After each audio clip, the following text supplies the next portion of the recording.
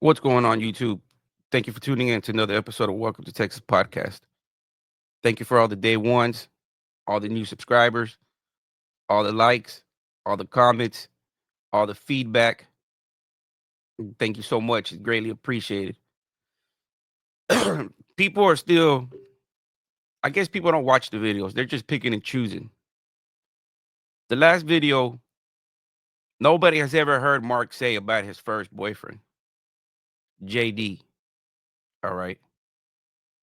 There's other stuff in there that people have missed out. Mark paying 5 bags of coffee, grabbing the cocoa butter lotion. There was no guards at that time when that filming was going on. You see everybody smoking and drinking Jubilee.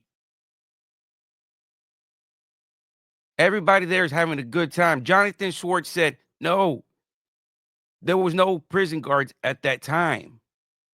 There was no prison guards. That would have cramped up our style. You see them having a good time. You see Mark walking with the boy. That ain't no different than what they got going on in them pageants. Ain't no different. It just paints a vivid picture of what's going on, and people are like, "Oh, what is that?"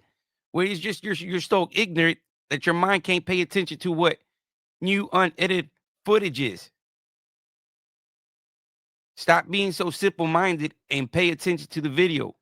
You might have to rewind it 1, 2, 3, 4 times to grasp the video. Pay attention. Pay attention. On this next video I edited out certain parts, and that's for respect to the David Mendenhall that has been passed away, and also for children wise. I edited all those parts out.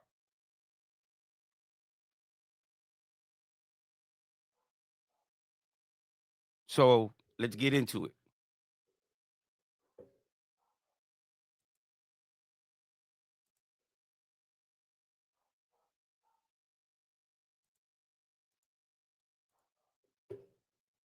Once again, this is the reaction video turned out documentary, unseen footage.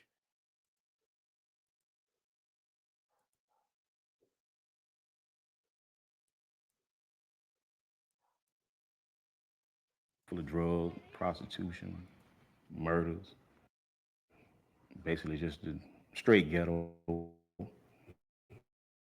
My hood, Crenshaw Mafia. You know what I'm saying?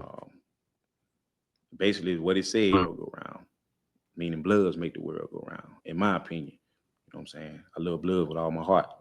I joined at a young age. Um, it was more so like a family to me.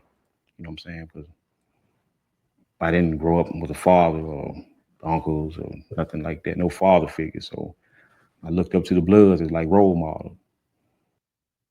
He didn't like our lifestyle. He wasn't accustomed to going by rules. And he's not one of them fellas. I guess he began to be part of the crowd. Doing just illegal stuff. My case is really simple.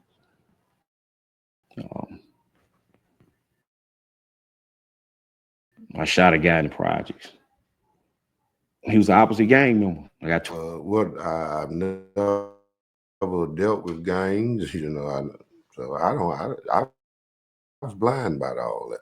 There was no man in the house for him growing up. So he was around a bunch of ladies. Mother signed him off to his great grandmother, and she had control of him. That boy never, not one weekend went by that he came stay with me, that his great grandmama didn't call my house as soon as we got him to the house. And all kind of weird complaints and stuff. He needed to be back home. I had to actually always like they thought maybe somebody was gonna take him or something from him. It never was like that. And once he got up 12, 13, then she wants to go and call me. Want me to chastise the child or something. At that age, I just it would have been worse, I think, with me and him than it is now. If I had tried that. The areas that he stayed in, all of them was bad. And with the guidance that he had, the parental guidance that he had, there was nothing left for him to choose going out in the street. We never denied him nothing. I offered him a bed in my house and food to eat. And he made that choice. It's prison. The clock got 2 arrows pointing to 10. Twice, meaning 20 years what I got. I've been betrayed so much by people who I thought loved me as far as dealing with women.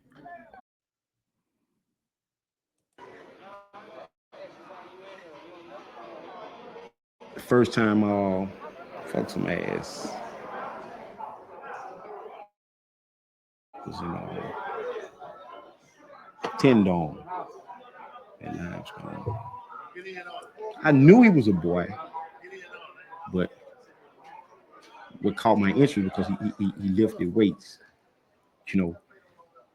And at that time, I was often working out real heavy. He promised me, he said, man, I ain't gonna bring it to you. If you don't want to fuck with another man, I ain't gonna pressure you to. So one night we was in the cell. We just had a t-shirt and some boxer shorts on. I didn't try to avoid the situation. I brought it to him. I cracked him for his ass. After that, I went and took a shower, cleaned myself up and everything. And I felt guilty. I felt bad. I felt like I had just committed the ultimate sin. You know, I got back from him for a while because I had started having feelings that I didn't think were right. I started caring about this motherfucker. I mean, you know, laying up in my bed thinking about him. I might be on the weight pile thinking about him. You know what I'm saying? I might see him talking to another dude and I become angry on the inside. It was like jealousy or I don't know what it was. I don't want to say love, you know what I'm saying? But it just something I couldn't explain. And I transfer. I go to another prison. I never seen him again. Well, the first man I was with really messed my head up there for a while. I've had knives pulled on me. At that time, I was really more scared because this individual, more or less, I can't think of the word for it. Anyway, he was very dominant, very controlling. I couldn't talk to nobody, couldn't go anywhere without either him being there or something said about it. Anyway, he brought it to me. I cried. I definitely cried. You know, there's many nights I remember walking back to my dorm after they cleared the count. And I'd cry on the way. You know, asking myself, how would I get into this? You know, and sometimes I'd ask God, how could this happen? Because it's something at the time I didn't understand at all. And I believe that today that we have to ask God to help our brother David Mendenhall, who has been in trouble. How many years has he served? It's going on 6 years now. 6 years. Maybe, we don't know, we don't judge. God, we're not to say whether he did or whether he did not. The Lord, 6 years, God, ought to be long enough. God, 6 years, Lord, ought to be enough time. They moved in here and before the baby came, and they had it furnished nice, and they had everything the baby could possibly want. The church now gave him a beautiful shower, and everything seemed to be going great. but he would just work to death. And young, he was only 18.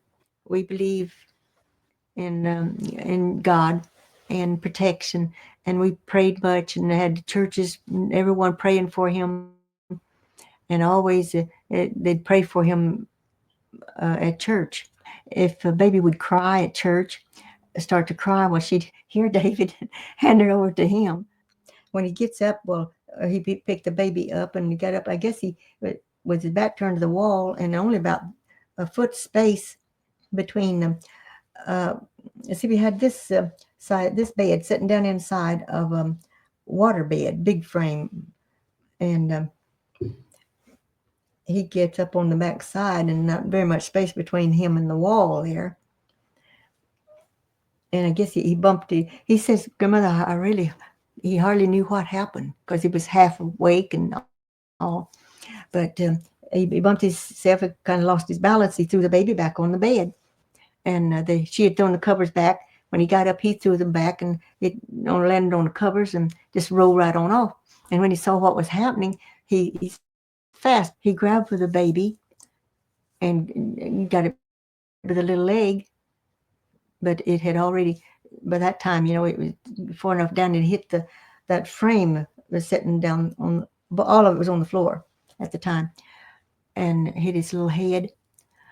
And it had such a beautiful head of dark hair, and you couldn't see anything was wrong with it. It just had a little bruise on the cheek, was the only sign you could see where it was hurt. They brought it against him as child abuse and murder. First manslaughter, and then they called it murder. I didn't have enough years and time and knowledge under my belt to be a father and be really supportive and foresee things coming and know what to do about it to shape a young person's life, to really be the pillar that I should have been. Now my son is 18 and married with a baby on the way. Half asleep, too tired to think an accident occurred. Now the baby's dead and the charges are red.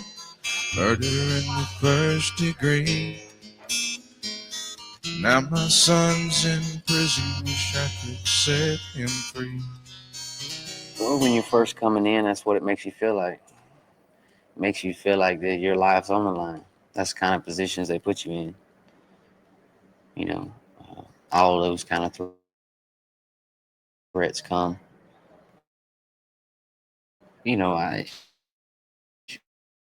I've been told that they murdered in Limestone Penitentiary. So I've had my life threatened a few times. David Jr. was real close to the breaking point. At one time, he called me, and he was nearly to a nervous breakdown, and he wasn't able to eat and keep it on his stomach. And he'd had a homosexuals there and so forth. And he was afraid to go to the authorities because they had threatened him, and he didn't know what to do. So he called me, and I called a lieutenant immediately and then moved David to a cell to himself. He didn't have a cell. He had to be out in the public with everybody. But they put him in a cell to protect him like that. And they moved him from that dorm to another place. So David was recuperated and was much happier. I hope that those kinds of experiences, being pimped out and the homosexual activity and such as that he's had to deal with in there, I hope that's something that when he gets out, he can put behind him, not have to talk about it or bring it up and just, let it die in his past and, kind of start fresh from day one when he gets out and create a new respectable life, Because, I never had a father, you know what I'm saying? But I always wanted a father. I had a father, you know what I'm saying? But I always wanted a father. I like turning guys out. As far as being turned out already, especially by family members, I kind of felt sympathy for him. I felt like, well, hell, he had to show some type of heart. I put it like that. He had to been improved himself. So I accepted him. During this time, it was football season, you know, and every motherfucking prison gonna watch football. So the captain and the lieutenant, they come around to do daily inspections of the whole dorm. So this guy in particular, he had painted a lot of satanic stuff on the wall inside one of the dorms here. They go off. I mean, they have a fit. Until we find out who vandalized his room, there'll be no football. Another blood come to me, say, hey man, you know who put that shit in that room? I said, nah, who? So he tells me, he say, Blood did it, the little white boy. So I'm like, what? So we stepped down on him. You know what I'm saying? Let him know how it's fucked up, because he put all us in a fucked up position to where if someone in the dorm wanted to harm him, then it involves us. I tell him, I say, hey, man, he can't be blood anymore. So I walk him around the prison compound. We talk, you know, and I basically let him know, you know what I'm saying, how I had felt betrayed by what he did, you know what I'm saying? And it was hard for me to deal with, it was hard for me to accept, you know. So basically I just made him feel guilty. I made him feel like he was obligated to me from that point on. He agreed with it. Me and truthfully, I seen that as an opening for me to move in and turn him out. I started to put my plan into making. So I let him know that I want him to be with me. I let him know that I want to have sex with him. I let him know I want to lay with him. So I came over there to that dorm the next day, been drinking, been smoking some reefer or whatever. And I go to my little brother's cell, or I call him my little brother Mark. I go to his cell and he telling me, he running the whole story down to me what this person then did. So after he run the whole story down to me, like I had his door, they have cells, I had his door cracked and I see him and I call him. I say, hey, I call him up there and he come up there. So when he get up in the cell, I'm really playing. I'm playing at first. I was playing it. I was playing at first.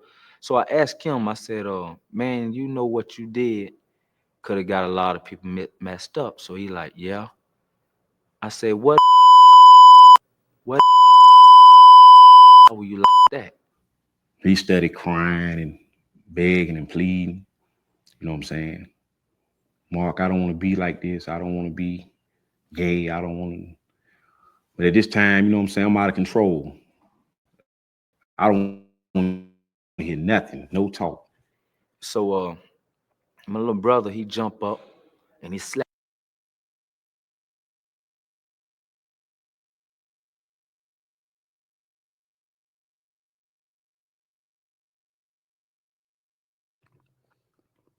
Y'all pay attention.